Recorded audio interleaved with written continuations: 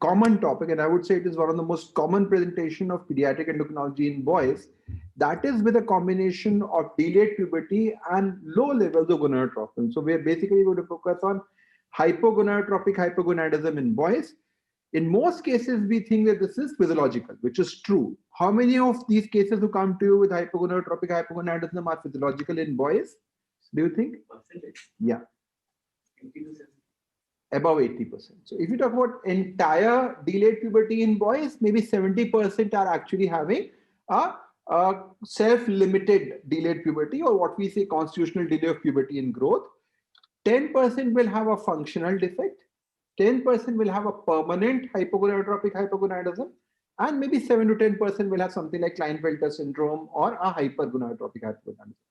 So if you talk about what we're going to talk today, maybe 80% are actually physiological, but a lot of them also have an underlying pathology, and understanding that becomes very important. There have been huge advances which have happened in terms of understanding of how the DNRH neuron migrates, how it works, and how do we evaluate and treat these conditions. So I'll start off with a case which will highlight how it is important to do a proper evaluation of these cases.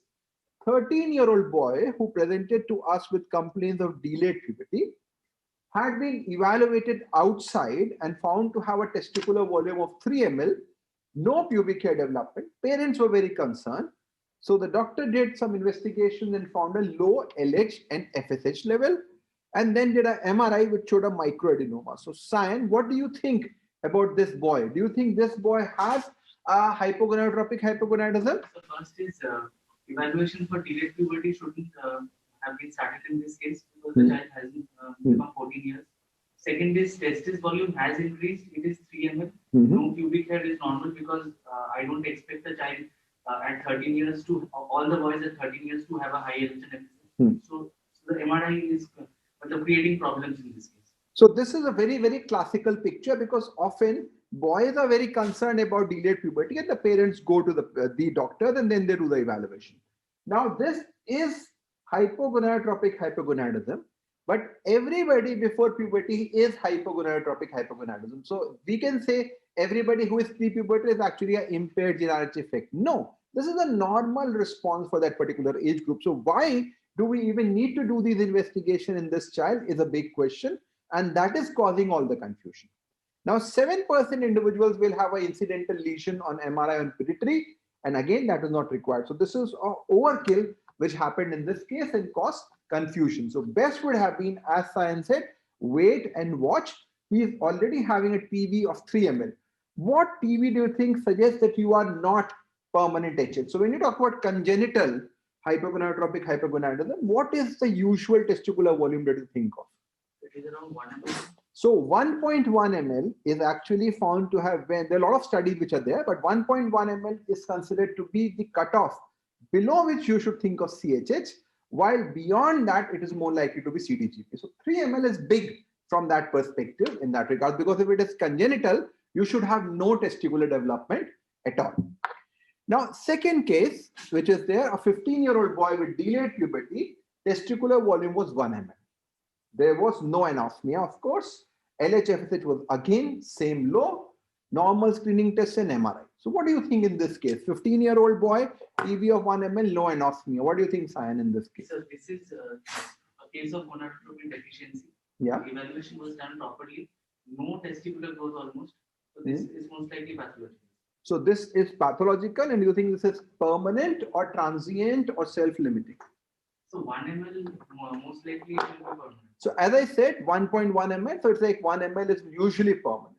Now what happened was that he was given testosterone 100 milligrams every month, and 6 months later he came to with a testicular volume of 6 ml. What do you think now? So as you previously mentioned, so it is always a spectrum of disease. So as the puberty has been initiated by testosterone, the central axis most likely has started working. So it is a reversible case at this point. Yeah.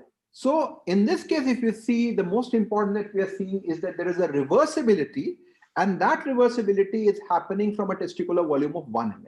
So this is an important finding which has now been found.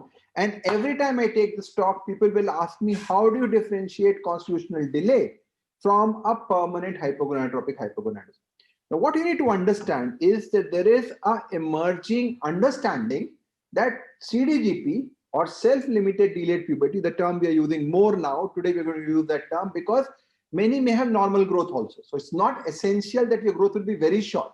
It is usually less, but sometimes it may be normal. So self-limited delayed puberty and a permanent hypogonadotropic hypogonadism may actually be part of the same spectrum. Depending upon how much you are affected, you may develop as a delayed puberty. If you are having too much effect, you may actually present like permanent, some may improve over time. So that is why this differentiation is quite blurred. Of course, when you talk about severe congenital hypogonadotropic hypogonadism versus CDGP, the differences will be stark. But when you talk about milder variants, it will be difficult. Many of the genetic abnormalities which are known to cause traditionally the permanent hypogonadotropic hypogonadism have now been shown to have been associated with a temporary finding as well. So again, this issue becomes important from that perspective. Now, what you need to understand is that there may be a tendency of reversibility, which is there as well. And that is why we need to understand that GnRH deficiency is a common problem. Most of them will be physiological, 80%. 10% may be permanent and 10% may have some systemic illness. So you need to be very cautious and aware about that in that regards. Now, of course, this is something which requires a lot of evaluation and management. This is what we're going to discuss subsequently. You can go and have a look at our website, learning.growthsociety.in, where there are a lot of resources available, including our masterclass course in pediatric endocrinology for postgraduates, our book, and our mobile application, which provides algorithmic approach for evaluation management. Now, management, of course, the options could be that you give testosterone, which is good enough to produce pubertal development. You can give gonadotrophins, which are important for 3 reasons. One is fertility. Second is increasing testicular volume. Third is, so what will gonadotrophins do, which testo cannot? Testo cannot give you fertility. That I have said, testicular volume, fertility, and curling of pubic hairs. Testosterone will increase the size of pubic hair, but not the curling of pubic hair. That HCG or HMG can, or HCG basically can do. You can also use pulsatile GnRH. So there are especially Chinese papers which have talked a lot about GnRH pulses, but that's a difficult thing, not available easily. You have to put a pump, like an insulin pump, and then give boluses in between. This is something which can be done theoretically. And now people are talking about kisspeptin agonist treatment also in that regards. Now, age-specific treatment in the newborn period, you're mainly focused about micropenis and cryptorchidism. So you give testosterone, 25 milligram, 3 times every monthly interval. For cryptorchidism, what will you do? But mostly surgery. If it's bilateral cryptorchidism, 6 to 12 months surgery is what is recommended. Induction of puberty, of course, with testosterone. Gonadotrophins, most people have been using traditionally for fertility. But now people are also talking about whether you can induce puberty with gonadotrophins and whether you can use it in the infancy as well. So some people theoretically say that if you actually have permanent hypogonadotropic hypogonadism, if you give them testosterone, they may not have much good outcome later on. So if you give them FSH first, and then you give them LH, then you give testo, it may be good. Japanese guidelines talk about long-term LH-FSH. They're not talking about testosterone. You understand that. The deficiencies of GnRH, your efficiency may be LH-FSH. It's not testo is not the primary thing. So ideally speaking, if you have got all the resources, all the money, people are ready for bi-weekly injection, that is the ideal therapy. But then the cost of that will be at least 15-20 times more than testosterone, if not more. So of course, most people won't use it. We use it mainly for fertility purposes. Sometimes if parents are very concerned about testicular volume, we give them a short course here in puberty to allow the testicular volume to increase. Definitely not at this stage. But the Western European areas, Denmark, Sweden and all, they're talking a lot about these, giving mini puberty like picture, give them FSH and LH, and maybe that can improve their subsequent fertility. The final word on that is not very clear in that setting. So you can use androgens. Testosterone is the most common one which we use. So for micropenis, it is 25. For onset of puberty, it is 50 to 100, and you gradually build it up from there. You can use then, once the puberty has been achieved, the 1000 mg injection, which is given every 12 weekly. You can use gel, which we are not using very often, and oral also, which has got a risk of hepatotoxicity. So most cases, we talk about intramuscular testosterone, which is given in these cases. So in infancy, you want to treat cryptorchidism in micropenis. So you give IM testosterone 25 milligrams, 3 doses every month apart. For cryptorchidism, do surgery by 6 to 12 months. There is a theoretical concept that giving unopposed HCG can damage the spermatogenesis later on. Theoretical. That is why nobody is now using HCG for testicular descent. So if you use HCG for testicular descent, we'll talk about that when we talk about undescended testes, it may harm future fertility. So if you're talking about giving HCG, give FSH also along with that. See what is happening. If you give HCG, your intratesticular testosterone will go up hugely. But Sertoli cells are not growing because FSH is not there. It may damage the. So Sertoli cells are protecting. So we talked about Sertoli cells are protecting the germ cells. So if your testosterone goes very high and your Sertoli cells are not big enough, you may damage the spermatobody. If you give testosterone, your intratesticular testosterone is not increasing. It's just the systemic effect. So it is not going to go there and cause a problem there. So that is why testo may be safer at that age. If you want to give both FSH and LH, don't just give LH. Same with puberty. Puberty also you're doing the same thing. So if you're giving HCG in puberty, please also give FSH at that point of time. So self-limiting puberty, 14 years of age, give them testosterone. Some people give 50, some give 100, 3 to 6 injections. Most of them will trigger. If your testo goes more than 100, after that, it means they have entered into well puberty, nothing to worry from there. So if your gonadotropins is low, give them testosterone 100 milligram, 3 injections at 14 years. No response, repeat course, improvement, stop testosterone for 2 months.